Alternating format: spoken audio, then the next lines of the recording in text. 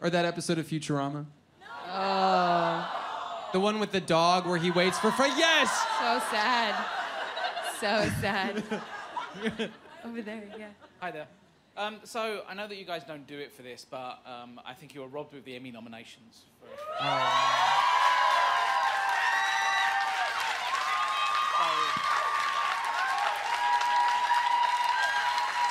So next year, come back and win it for us.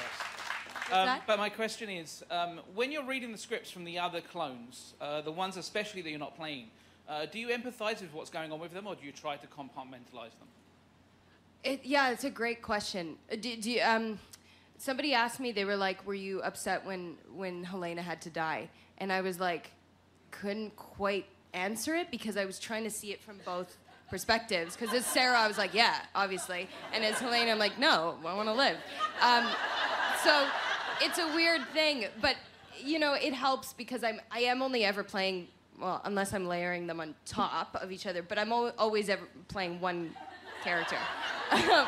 So it's easy to kind of, you know, as long as I go from that person's worldview and I make sure that that person is leading and that I'm not making it easy on Sarah in the scene, or, you know what I mean? Like, it's a hard question, but I try to keep it as clear as possible, specific to who that person is, why, you know, yeah.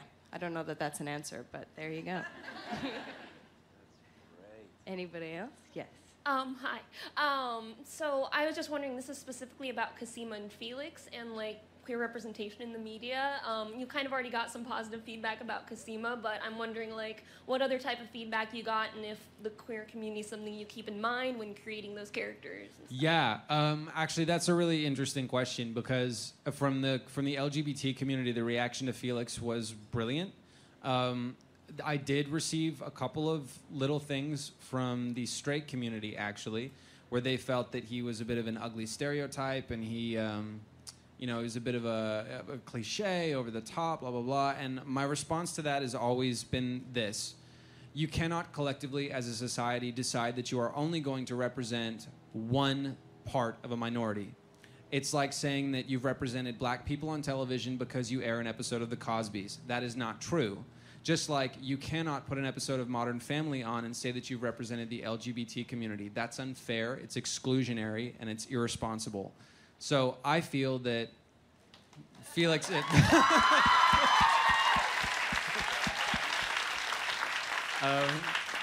I just don't know when as a society in television and film it sort of only became okay to represent gay people in like the traditional sense where they have a great job and well-adjusted parents and maybe a surrogate or adopted child, or what, like, when was that the only way you could represent gay people? And I also feel that it's a little bit unsavory that anyone from the straight community comments on, because this person's the comments were, if I was a gay man, I would be a fan. I just think that's not fair because you're not a gay man. You don't understand that. That's so irresponsible as a journalist, as anyone who is writing on a public forum. Not good. So that was my reaction to that. I love Felix to death.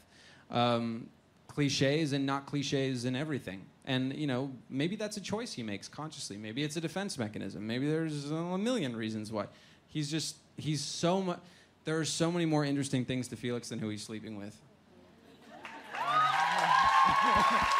Who is Felix sleeping with? I want to know. Teddy. Teddy. Teddy. Teddy. Except for Teddy. Is that a question there? Yeah. Do we have... Oh, sorry, go ahead. Hi, I was wondering if you have a favorite and least favorite character to play, and also if you're at all relieved when a clone dies because your job gets a little frustrated. No, I'm sad when they die. I'm so sad when they die. I don't want to lose any of them. I don't know that I have a favorite. I think that would be really hard to decide.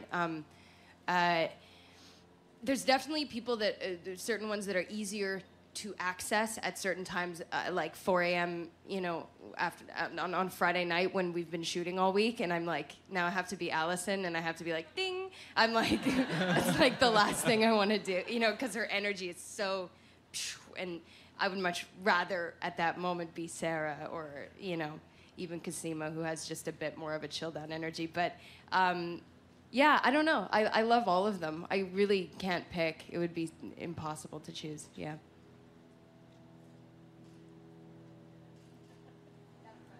Oh, Hi. there you are. Hello. Hello. Okay. I have a question more about the show because I know that all the clones were kind of thrown together, and with Cosima, Beth, and Allison, we don't know how they got together, how they found out about each other. Is there any way that the show will explore that as well next season? Absolutely. I think that's definitely a possibility. I think the sisterhood is probably going to be more clear. We're going to explore that more, how they know, what they know. Yeah, and I guess for me, it's been less about how they met and more so how they collide against each other when they have met. But I think that's definitely something that we could be exploring in next season. Yeah. Personally, I would like to see them explore Beth's history and Yeah. what drove her to that's suicide. something that's really interesting to me too. And why Paul was such a dick. Why Well, was that's Paul easy such a dick? because he's Big Dick Paul.